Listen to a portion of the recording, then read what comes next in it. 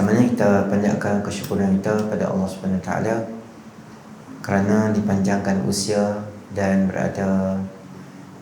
diberikan kesihatan agar kita berada di dalam majlis ilmu kita pada malam ni. Dan insya-Allah kita menggunakan di sini 40 hadis huru-hara kiamat. Kita masuk dalam bab yang keempat ke surat 23 bagi tuan-tuan yang ada kitab.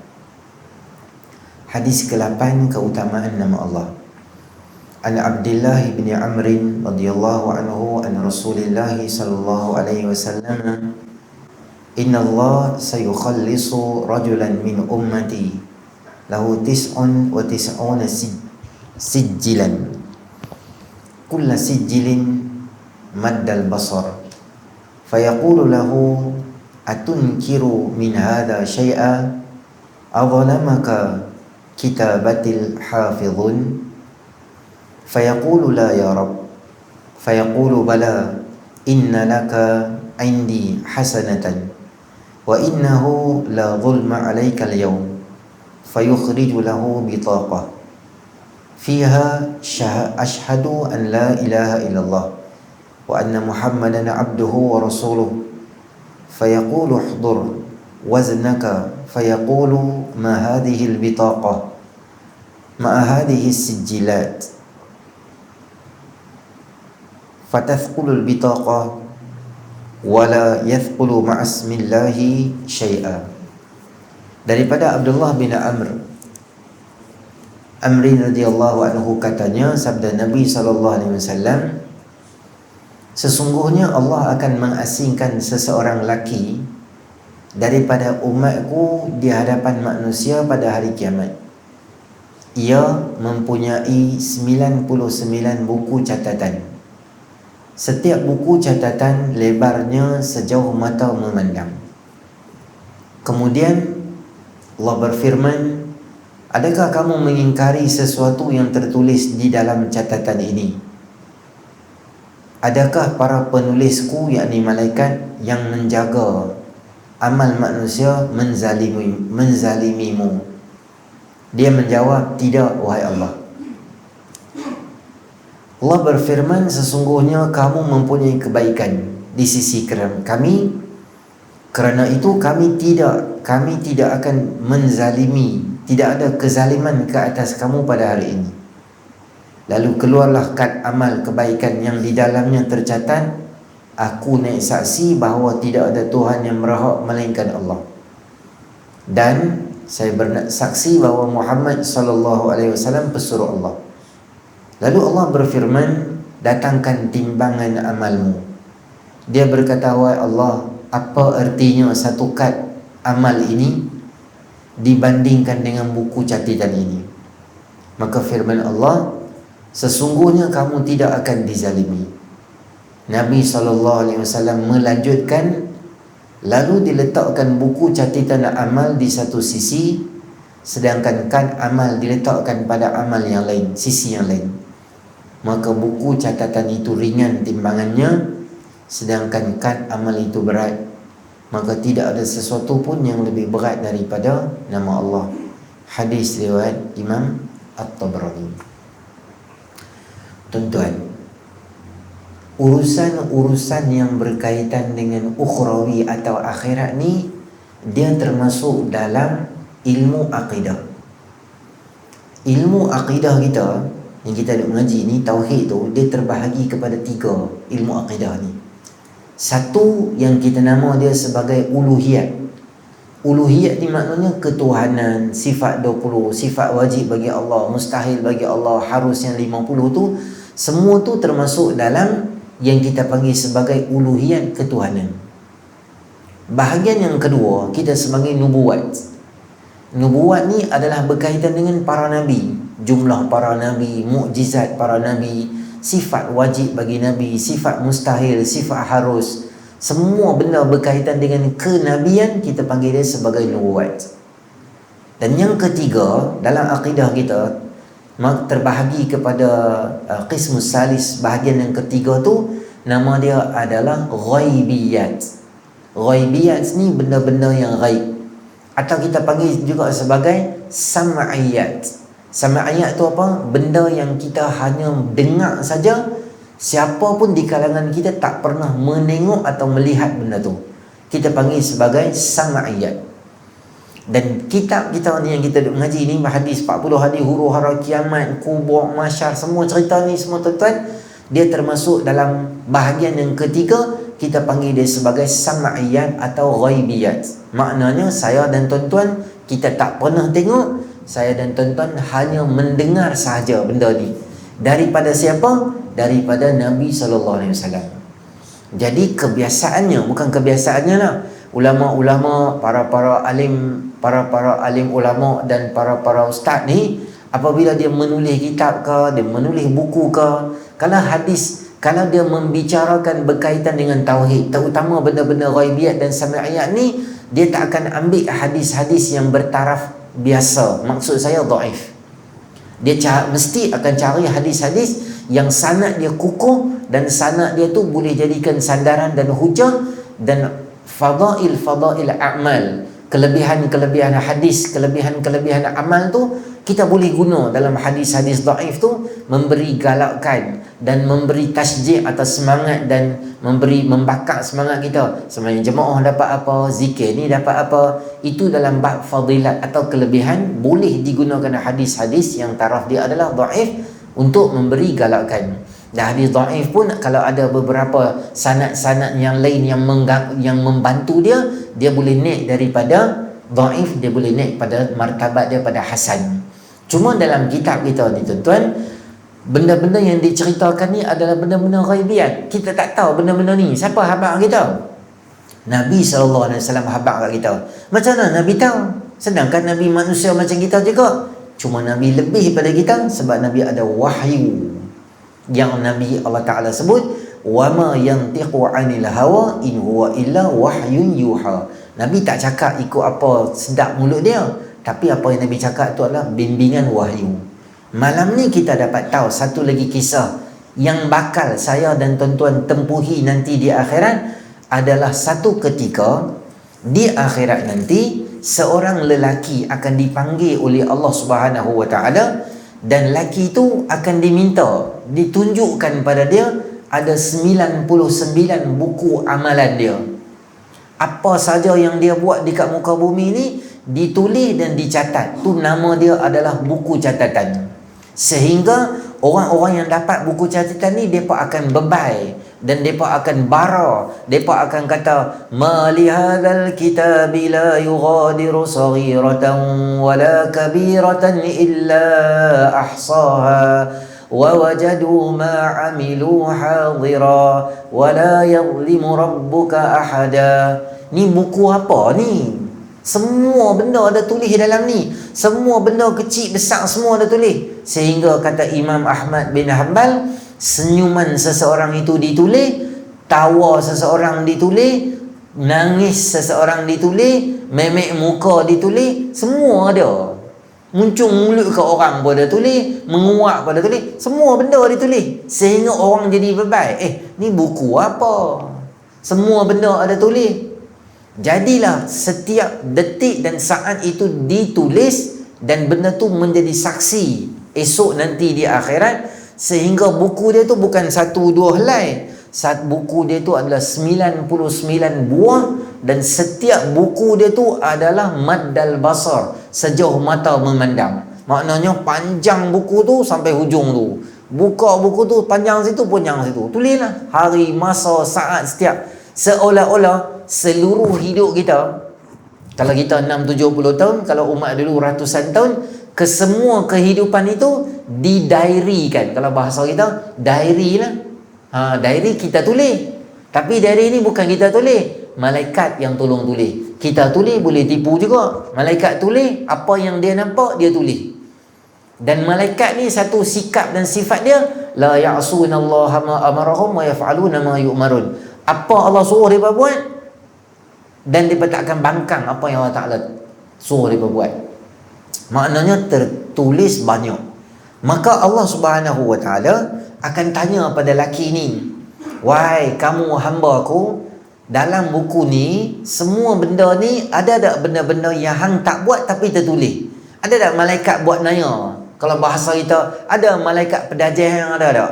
Hang tak buat, dan malaikat tulis. Malaikat tulis. Sebab malaikat bara kat hang. Sebab tu malaikat tuan-tuan, malaikat Allah buat dia tak ada keluarga, tak ada anak, tak ada isteri, tak makan, tak minum. Yang ni lah punca nak bagi orang nanti didengki kat orang. Disebabkan makan, disebabkan minum, disebabkan anak, disebabkan harta, kekayaan, kemewahan, punca seseorang nak jadi dengki pada seorang yang lain. Orang duit banyak, dia pamerkan kebahagiaan dia melampau di Facebook dia, di IG dia, orang jadi dengki. Oh, dia ni duduk jalan dengan keluarga, isteri, pi jalan, pi sana, pi sini, pi sana. Dia bara, dia sihir ke orang tu, dia buat naya ke orang tu, dia dengki ke orang tu. Tapi semua benda ni, kalau kita tengok dia tu kaya, dia beli rumah baru, dia kahwin dengan isteri dia yang baru, dia ada apa-apa aset yang baru, kita nak jadi dengki sebab kita nak jadi macam dia. Malaikat dia tak ada kepentingan apa. Dia tak ada kepentingan apa. Dia tulis apa yang dia ada. Kod dia tulis, kita boleh suap dia. Yang ni jangan tulis nah. Ini kita counting dia orang, kita pergi kena nasi halap ke apa, Arab ni, sempoi dia. Ini tak payah tulis, esok baru tulis. Malaikat kata, janji lah kambing. Dia tahu, okey, set. Boleh counting. Sebab benda tu benda makan. Malaikat makan tak? Tak makan.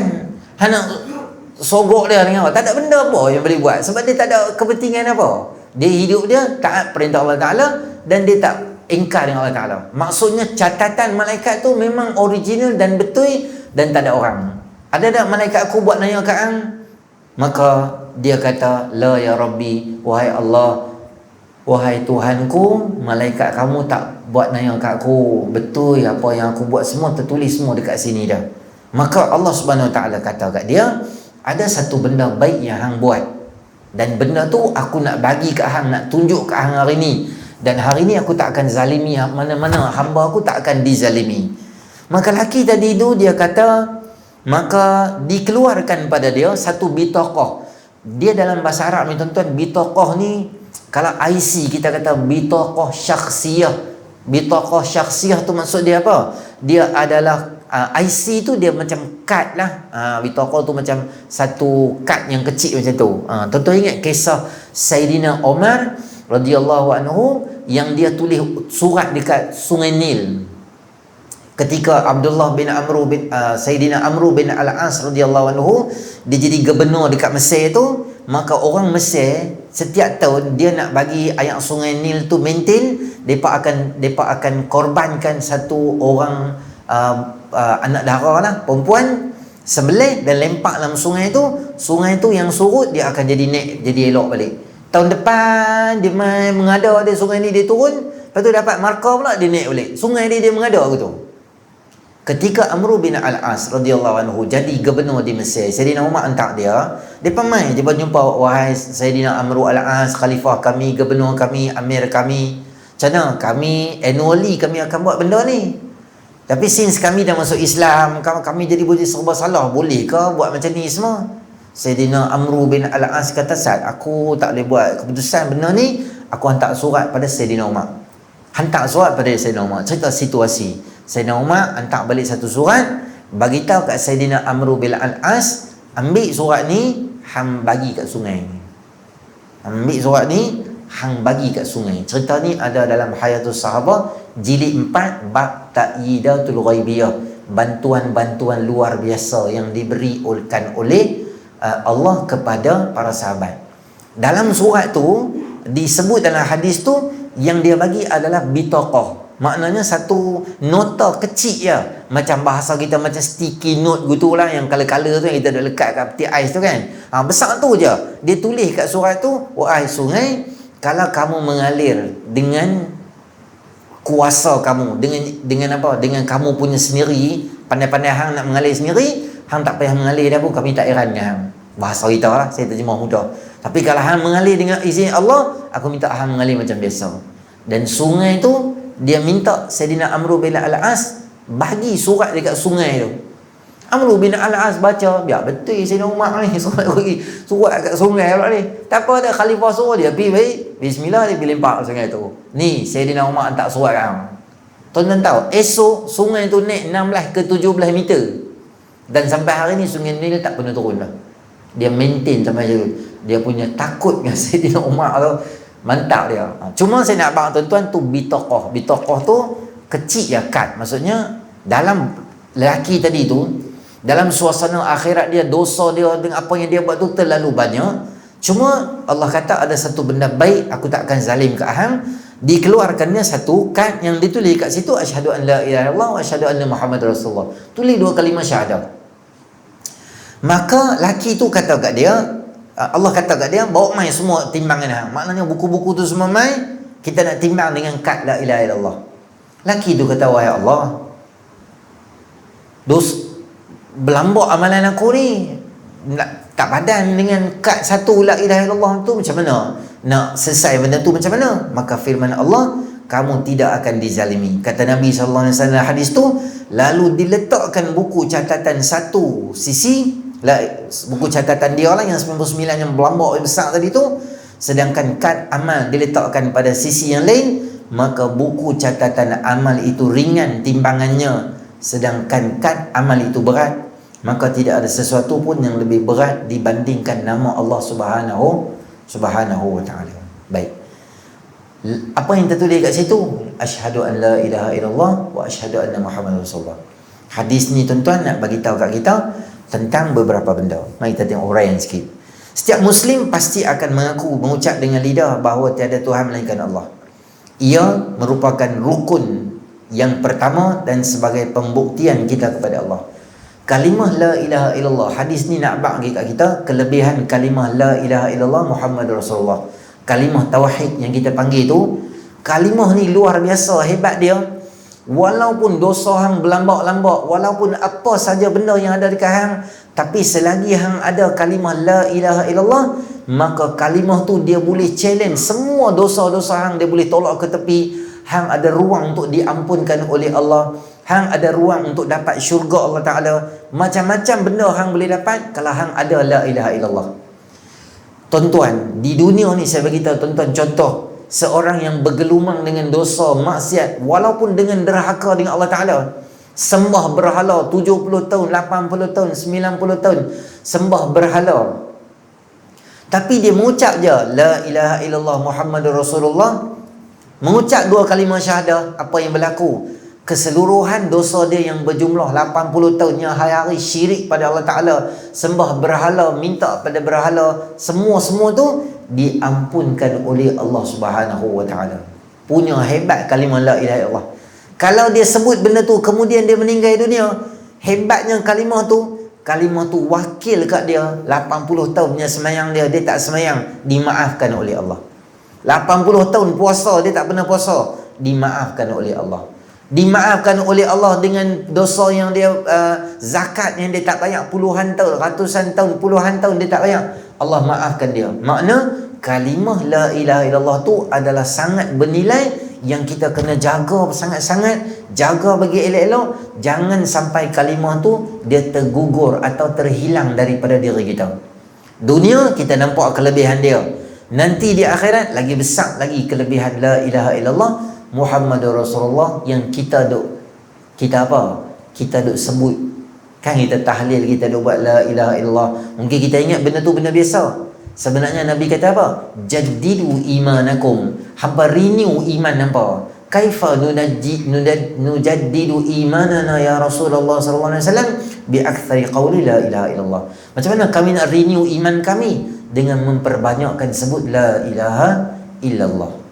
Kalau tuan-tuan nak zikir yang paling baik, 4 kalimah yang Nabi paling suka sekali apa dia? Subhanallah, walhamdulillah, la ilaha illallah, Allahu Akbar. Semua benda dalam tu. Tasbih ada, takbir ada, tahmid ada, tahlil la ilaha illallah pun siap ada dalam tu. Maka memperbanyakkan subhanallah, walhamdulillah, wala ilaha illallah, Allahu Akbar, itu ajaran yang diajak oleh Nabi SAW. Baik, hadis ini tunjuk kat kita bahawa ucapan la ilaha illallah lebih berat daripada amalan jahat yang dilakukan oleh seseorang Muslim. Apabila ia ditimbang, timbangan amalannya ternyata ia lebih berat dan utama, sedangkan dari segi zahir amalan jahatnya lebih banyak daripada amalan kebaikan. Maknanya apa tuan-tuan? Kasih sayang Allah masih boleh tertumpah pada seseorang tu apabila dia masih ada la ilaha illallah. Sebab tu Ar-Rahman fid dunya War-Rahim fil akhirah. Kita baca Bismillahirrahmanirrahim. Ar-Rahman fid dunya. Rahman fid dunya maknanya apa? Sifat Rahman Allah ni Maha memberi. Dia termasuk pada Muslim, pada non-Muslim, pada fasik, pada fajir, orang buat dosa, orang buat maksiat. Semua orang Allah bagi sifat nama Allah tu, nama dia adalah Ar-Rahman. Bukan kata orang jahat tuan-tuan. Orang yang tak pernah minta langsung ke Allah, Allah bagi kat dia. Siapa dia? Baby dalam perut. Baby tak pernah doa ke Allah, Allah bagi kat dia makan. Daripada makanan mak dia tiap-tiap hari, Allah proses bagi pada dia. Kita yang selalu minta pada Allah, yang semayang pada Allah Ta'ala, Allah bagi juga.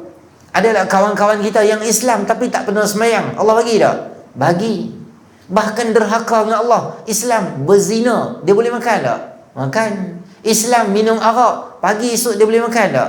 Dia boleh makan. Jumpa di gelugong, dia makan serabai. Padahal semalam berzina. Allah masih Rahman, Allah bagi kat dia makan lagi. Tak cukup dengan orang Islam, bahkan orang yang sembah selain daripada Allah pun Allah bagi lagi dia. Ya Allah, baiknya Allah ni kat dunia. Dia sembah selain daripada Allah, tapi dia boleh makan.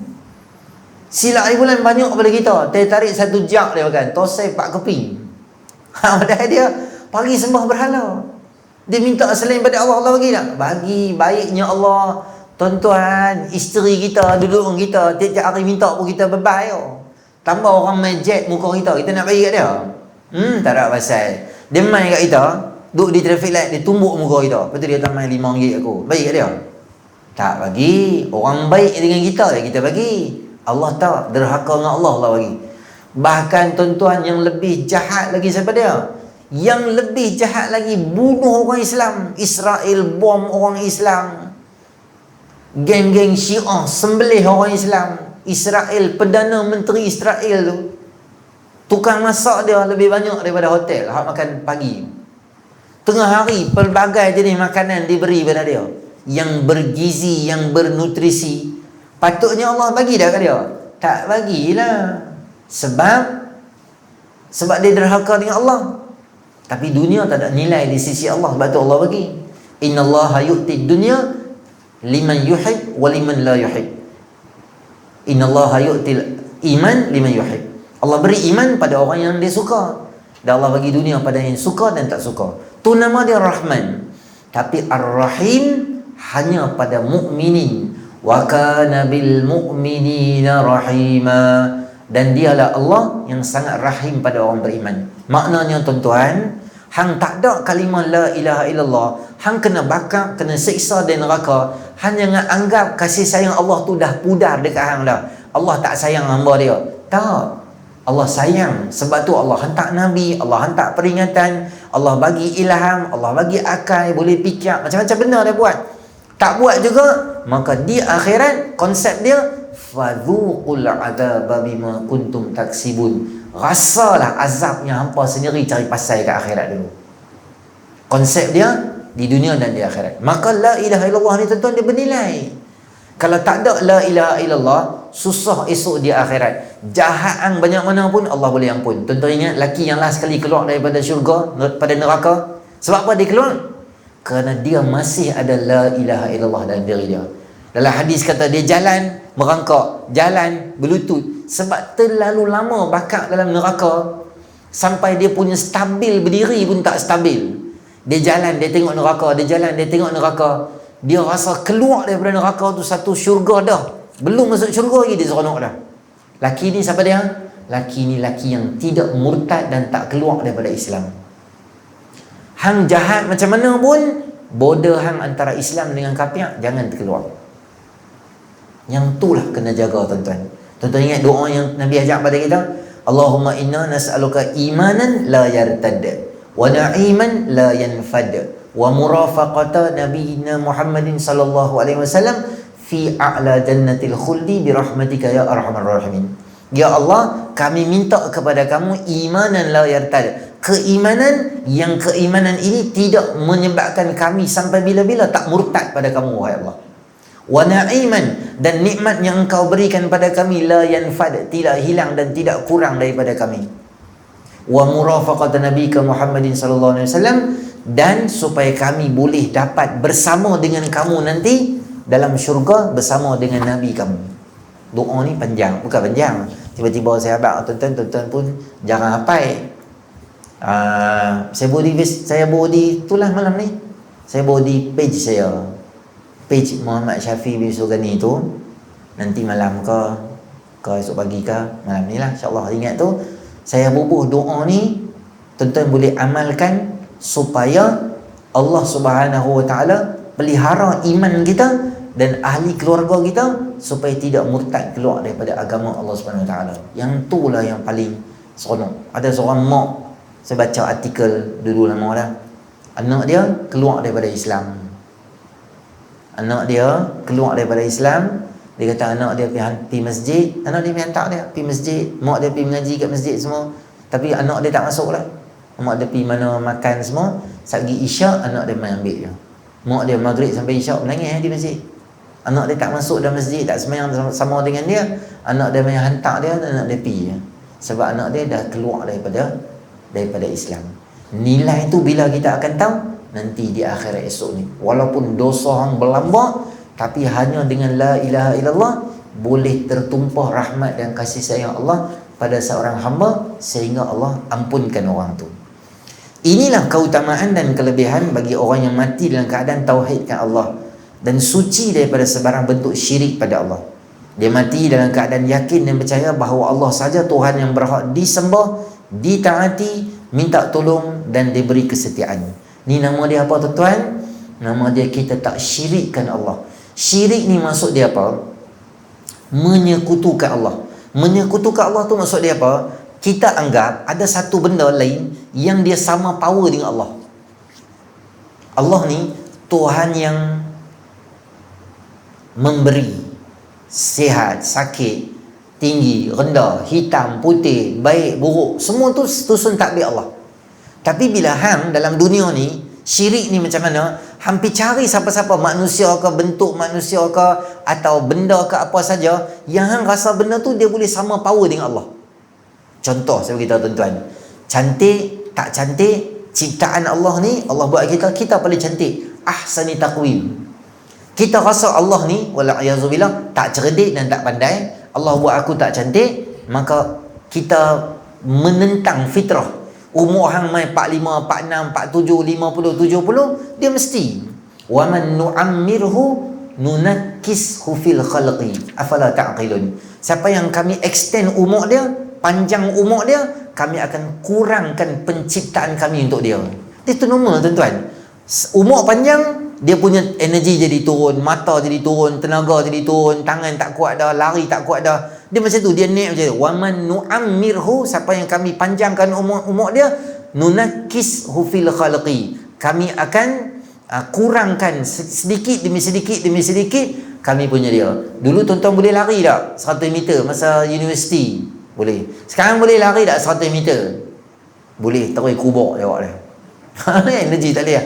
Dulu naik tangga, kita duduk flat tingkat 4, PPRT, kita naik 4 tingkat, boleh naik tak?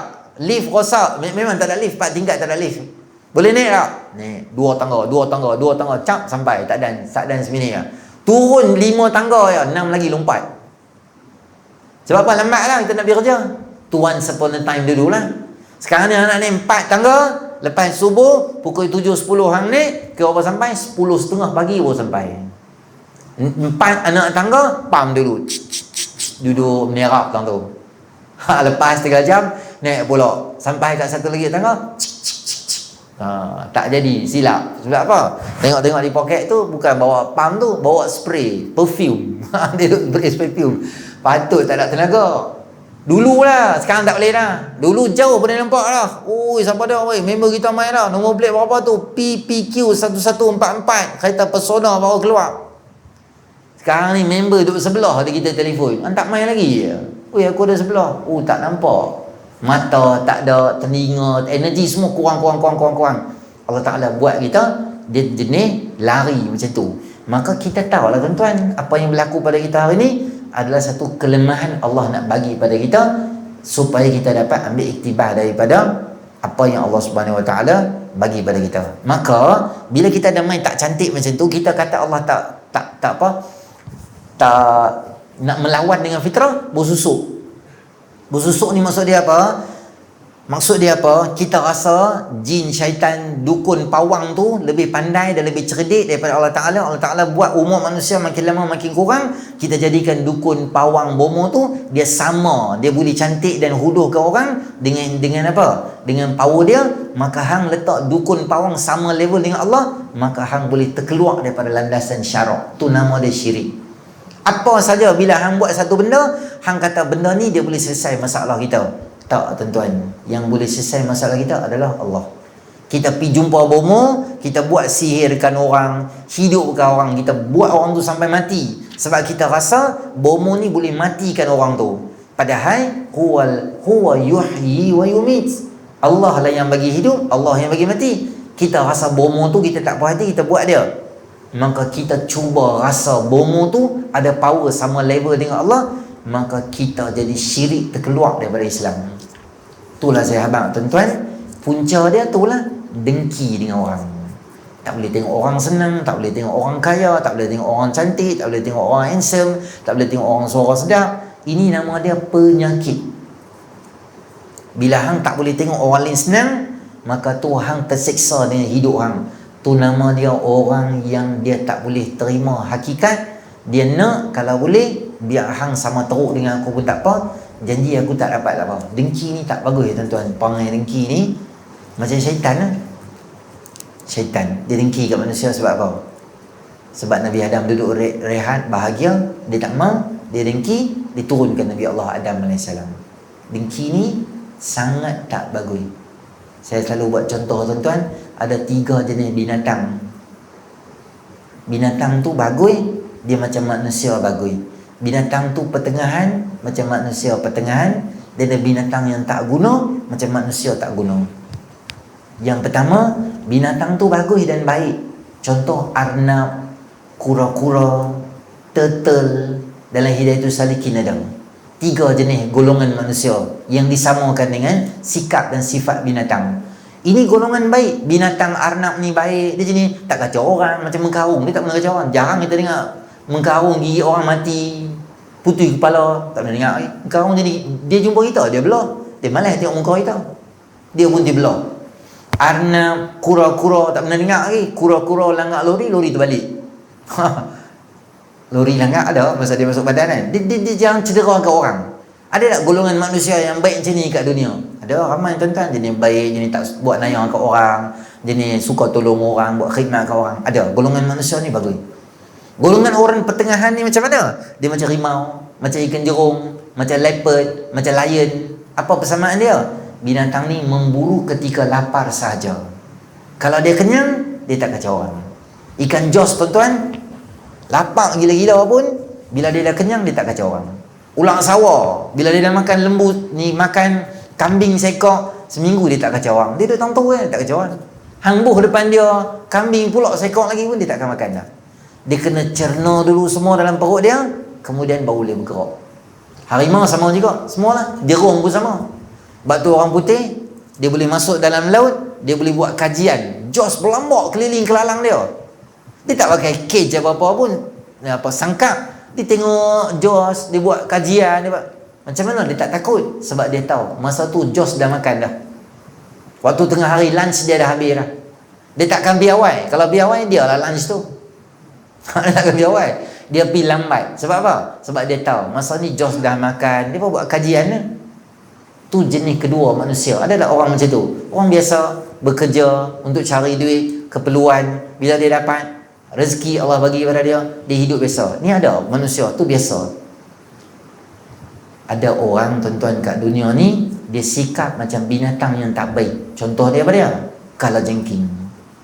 Kalajengking, dia gigit orang.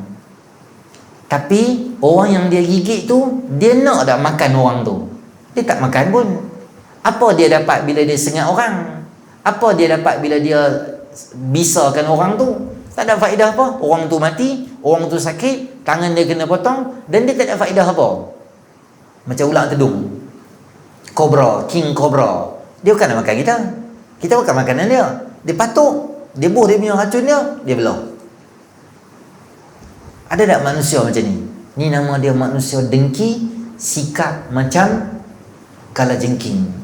Dia dengki ni maknanya apa tuan-tuan? Dia tak mau kita dapat benda tu, dan benda tu tak faedah untuk diri dia pun. Janji hang jangan dapat, aku tak dapat pun tak apa. Macam kerengga lah. Dia jaga buah pelam, kita pergi ambil buah pelam tu, dia ketik je dah. Padahal dia bukan nak makan pelam tu pun, bukan dia nak makan pun. Yang hang duk jaga buat apa? Orang nak makan tak bagi, hang pun tak makan. Perangai ni tuan-tuan ada dalam masyarakat manusia. Janji aku tak kaya tak apa, janji aku tak dapat jawatan tu tak apa, janji aku tak dapat tempat tu pun tak apa, kursi tu aku tak dapat tak apa, janji hang jangan dapat. Adalah rancangan yang dia buat. Maka dengki, balik mai pada perbincangan kita yang kita cerita pasal akhirat ni, maka dengki kebiasaannya akan membawa manusia pada syirik pada Allah Ta'ala, nak sihir ke orang dan sebagainya. Begitu juga dengan mereka yang sering mengucapkan la ilaha illallah ikhlas dengan hati, memahami dan meyakini ucapan mereka selalu berzikir kalimah Allah, zikir dari hati yang ikhlas akan ialah sesuatu yang bernilai tinggi dan dipandang oleh Allah Subhanahu Wa Taala berbanding daripada zikir dan ucapan di mulut. Zikir ada dua. Satu zikir yang kita sebut zikir bil lisan, satu lagi zikir yang kita sebut sebagai zikir bil qalbi. Zikir dengan lisan maksudnya kita sebut mulut dia. Mungkin tangan kita pegang handset ke, mungkin tangan kita duk tengok traffic light ke, mungkin tangan kita, tapi dia benda di mulut je. Bagus juga, tapi martabat dia tak sama dengan zikir dengan qalbi, maknanya zikir dengan hati. Bila hang kata la ilaha illallah, tidak ada Tuhan melainkan Allah, la ilaha illallah, tidak ada Tuhan yang berhak disembah melainkan Allah, kita ingat di hati la ilaha illallah. Bila kita kata subhanallah, maha suci Allah, kita ingat kebesaran Allah. Bila kita istighfar, kita ingat dosa-dosa kita. Maknanya zikir tu, tasbih tu, selawat tu, dia dengan qalbi, dengan zikir dengan hati. Maka inilah zikir yang boleh bersihkan hati kita. Inilah zikir yang Allah kata fadhkurullaha dzikran katsira wasabbihuhu bukratan wa asila. Kata Allah Ta'ala, sebut nama Allah dengan sebanyak-banyaknya dan zikir nama Allah pagi dan petang. Maksud zikir yang Allah nak tu adalah apa? Dengan hati.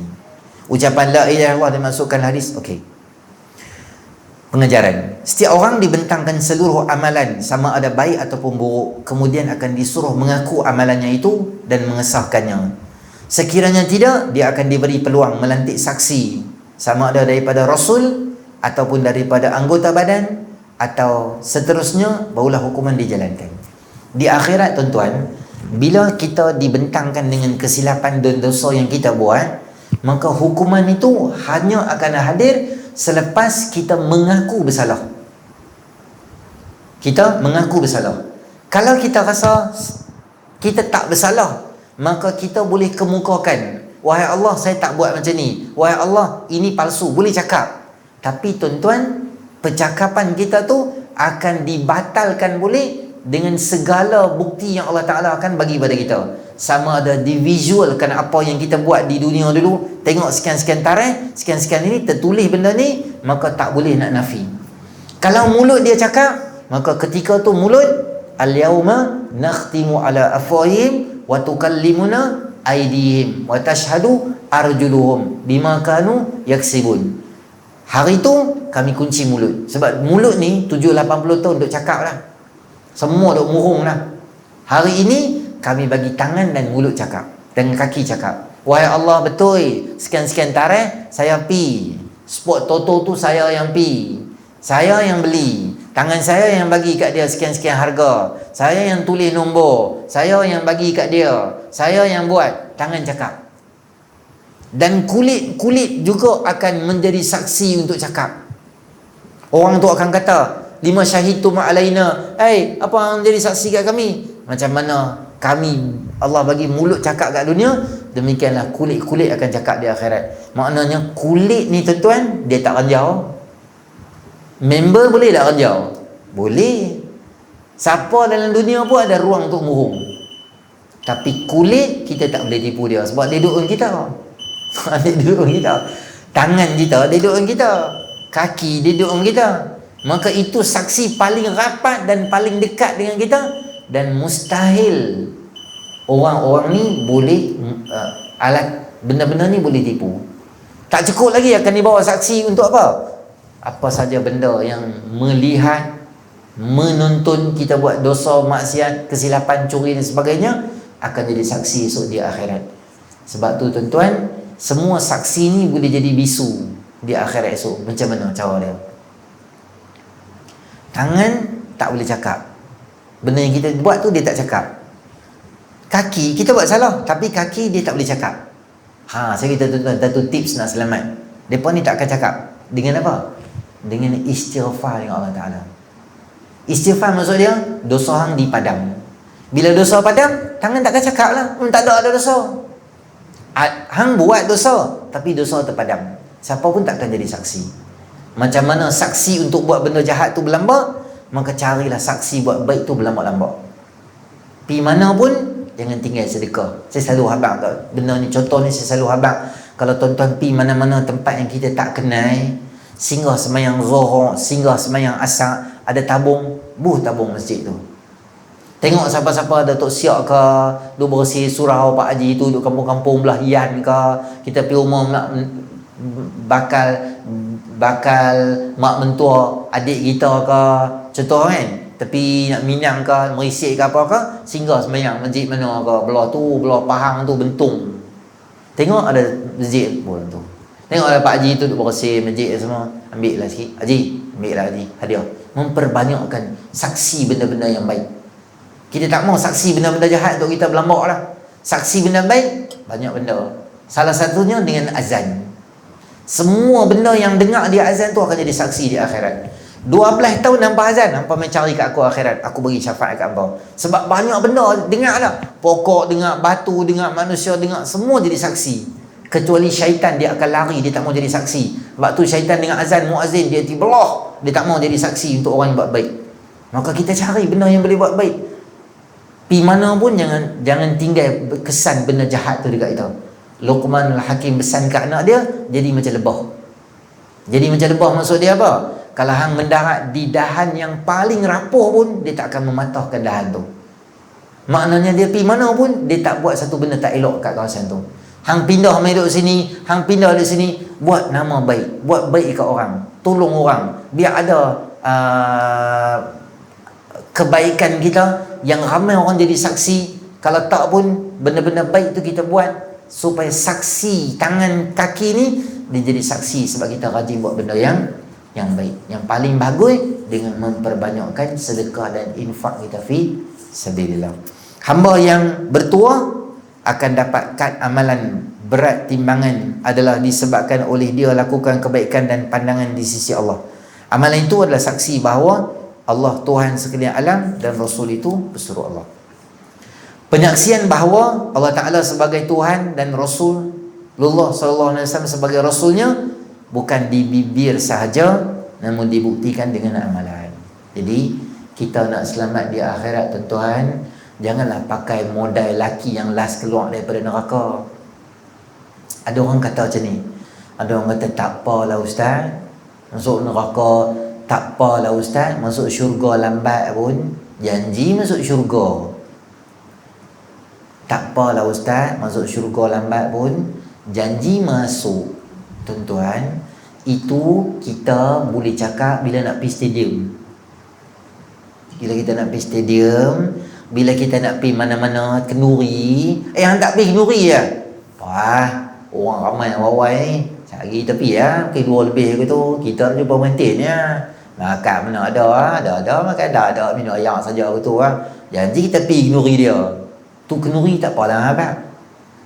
Tapi untuk syurga neraka tak boleh buat ke tu. Kalau hang kata tak apalah masuk syurga lambat pun tak apalah, janji masuk syurga pulun apa semayang buat teruk-teruk semua. Soalan konsep tu tak betul. Sebab syurga akhirat tentu ada dua ya. Syurga neraka. Kalau hang tak pergi syurga dulu, maknanya hang parking kat mana dulu? Hang parking kat neraka lah. Maknanya bila hang cakap macam tu, hang kata tak apalah masuk neraka lah. Tak apalah masuk neraka, syurga masuk lambat-lambat. Ui, jangan buat lawak. Allah ajak kita, Rabbana atina fid dunya hasanah fil akhirati hasanah wa qina azabannar. Allah ajak kepada kita, Allahumma barik lana fima razaqtana wa qina azabannar.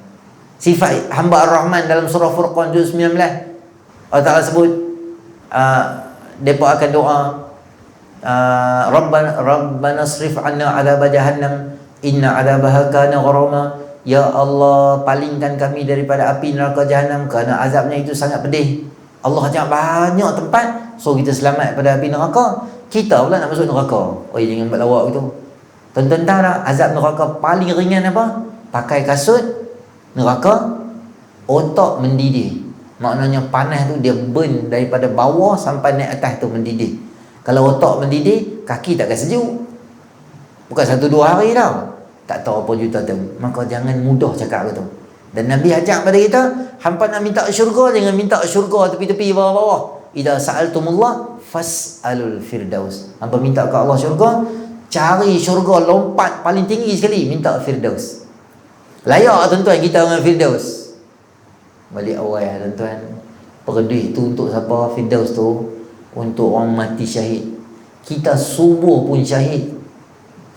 Firdaus tak mana. Nama Firdaus boleh lah, belum tentu dapat syurga Firdaus. Tapi Nabi punya target kita tinggi. Suruh target kita tinggi.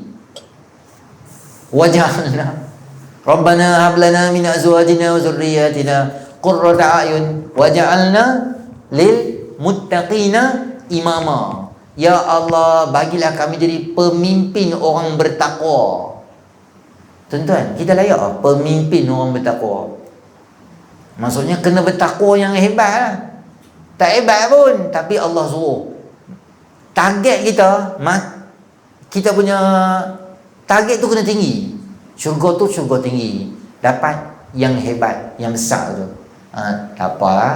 Syurga bila mana-mana pun tahu ujung-ujung sudah. Tak, akhirat dia kena cita-cita tinggi. Allah cakap itu. Dan terakhir, nama Allah sebaik-baik nama dan pemberat timbangan. Oleh itu, seru nama Allah dengan nama-nama yang baik. Berdoalah dengan Allah dengan memuji dan memuja nama Allah Subhanahu wa taala. Allah ni dia suka kita puji dia, dia suka kita puja dia, kita sebut nama dia, kita kata takdiskan nama dia, subhanallah subhanallah sebab banyak, itu Allah suka. Dan selayaknya Allah tu dibesarkan. Memang selayaknya. Kita ni tak ada benda kita nak cerita pasal kita hebat. Allah cerita Allah hebat, cipta langit, cipta bumi, sebab tu memang selayaknya bagi Allah. Maka kita puji Allah. Itu cara yang sangat baik untuk kita berdoa dengan Allah untuk selamat esok di akhirat. Nanti kita akan tengok keadaan Nabi Muhammad SAW pada hari kiamat. Bila semua orang dah habis dah sangkakala pertama, dunia akan kiamat.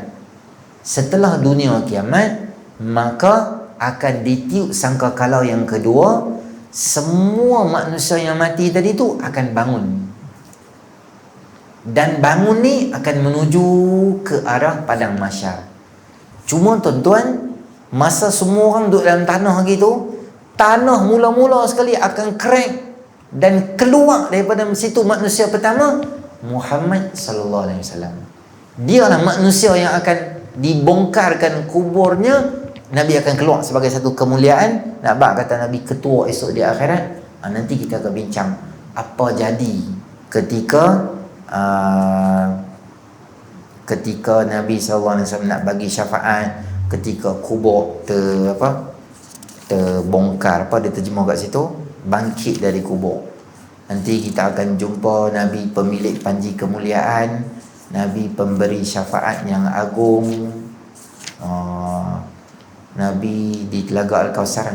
Semua cerita akhirat lah. Itu tuan, insyaAllah nanti kita akan jumpa dalam siri akan datang berkaitan dengan peristiwa-peristiwa yang berlaku di akhirat. Moga Allah Ta'ala pelihara kita. Kita baca kahfi sikit tuan-tuan, 1:10, kemudian kita tutup. Sebenarnya kami mana jemaah ni kan, balance lagi 1 ayat, tuan-tuan balik rumah baca lah. Malam ni baca sikit, so bagi baca sikit, sebelum Jumaat baca sikit, janji sebelum azan maghrib esok. Boleh? A'udzu billahi minasyaitonir rajim. Bismillahirrahmanirrahim. الحمد لله الذي أنزل على عبده الكتاب ولم يجعل له عوجا قيما لينذر بأسا شديدا من لدنه ويبشر المؤمنين الذين يعملون الصالحات أن لهم أجرا حسنا ماكثين فيه أبدا وينذر الذين قالوا اتخذ الله ولدا ما لهم به من علم ولا لآبائهم كبرت كلمة تخرج من أفواههم إن يقولون إلا كذبا فلعلك باخع نفسك على آثارهم إن لم يؤمنوا بهذا الحديث أسفا إنا جعلنا ما على الأرض زينة لها لنبلوهم أيهم أحسن عملا وإنا لجاعلون ما عليها صعيدا جرزا أم حسبت أن أصحاب الكهف والرقيم كانوا من آياتنا عجبا إذ أوى الفتية إلى الكهف فقالوا ربنا آتنا من لدنك رحمة وهيئ لنا من أمرنا رشدا صدق الله العظيم أعوذ بالله من الشيطان الرجيم بسم الله الرحمن الرحيم الحمد لله رب العالمين والصلاة والسلام على أشرف الأنبياء والمرسلين وعلى آله أجمعين اللهم انفعنا بما علمتنا وعلمنا ما ينفعنا وزدنا علما ربنا آتنا في الدنيا حسنة في الآخرة حسنة وقنا عذاب النار صلى الله على سيدنا محمد النبي الأمي وعلى آله أجمعين والحمد لله رب العالمين السلام عليكم ورحمة الله سبحانك اللهم وبحمدك أشهد أن لا إله إلا أنت نستغفرك والعصر إن الإنسان لفي خسر إلا الذين آمنوا وعملوا الصالحات سبحان ربك رب العزة عما يصفون وسلام على المرسلين والحمد لله رب العالمين.